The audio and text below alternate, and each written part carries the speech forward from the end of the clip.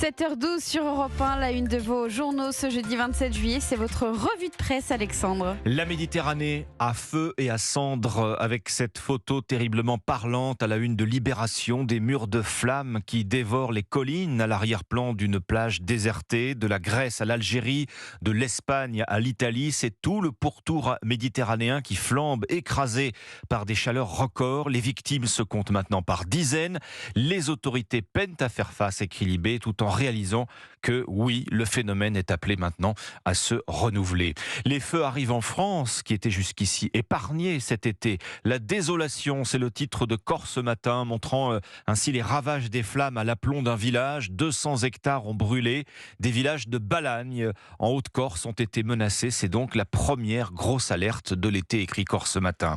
Pendant que s'étend la colère des policiers, focus dans l'opinion sur Gérald Darmanin, premier flic de France à l'étroit. Alors il a fait le voyage de Nouvelle-Calédonie avec Emmanuel Macron, notre ministre de l'Intérieur. Il rentre aujourd'hui à Paris et tout reste à faire pour ramener le calme dans les rangs de la police. L'opinion croit savoir que Gérald Darmanin avait pourtant validé à dessein l'entretien polémique du patron de la police. Vous vous rappelez, un policier n'a pas sa place en prison avant un procès.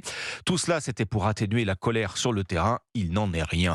Et puis, il y a ce remaniement qui ne s'est pas terminé comme il le souhaitait. Il n'a pas décroché Matignon, Gérald Darmanin. Toute l'équation pour lui maintenant va être de pousser les murs de Beauvau pour pousser ses positions au-delà de l'ordre de la sécurité, l'école, les services publics et ainsi asseoir ses ambitions. C'était hier le tout dernier Conseil des ministres du tout nouveau gouvernement, mais avant la pause estivale bien sûr. Ministre en vacances, mais pas trop. Le Parisien rappelle la consigne, la nouvelle équipe Borne doit rester aux aguets, pas question de partir à plus de 2 heures de Paris. Lucas Courtin. C'est la première ministre, Elisabeth Borne, qui a rappelé la règle hier. Dans la foulée, Matignon a surenchéri en déclarant qu'on peut se reposer, mais qu'il faut rester disponible et prêt à intervenir. Pour ça, les cabinets ministériels ont tous reçu une circulaire en leur imposant de choisir une destination compatible avec leurs responsabilités et de préférence sur le territoire national.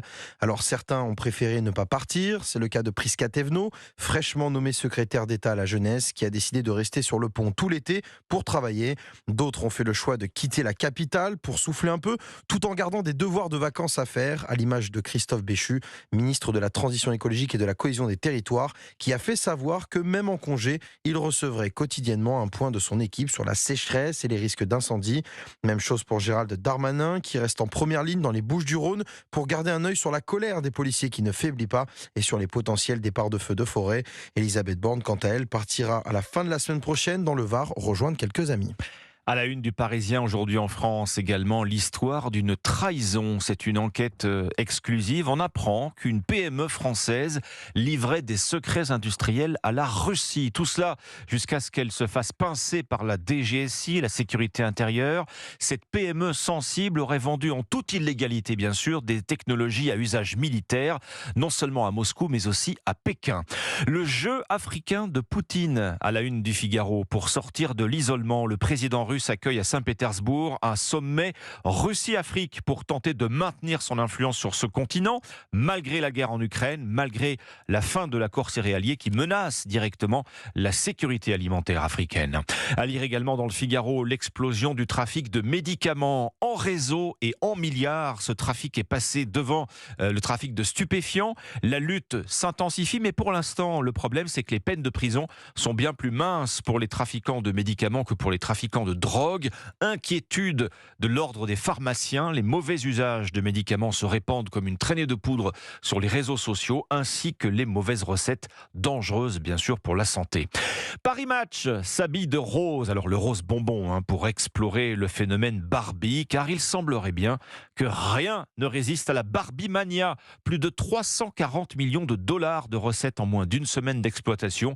On parle maintenant de phénomène de société. Dans sa naïveté bébête, écrit Paris Match, Barbie dit l'embarras de devenir une femme aujourd'hui comme hier. En attendant, voici Margot Robbie propulsée au rang de mégastar. Et puis dans l'ombre de ces murs rose bonbon, toute la chaîne des produits dérivés peut se frotter les mains. 7h17, voilà pour l'essentiel de ce que vous retrouverez ce jeudi matin dans vos quotidiens.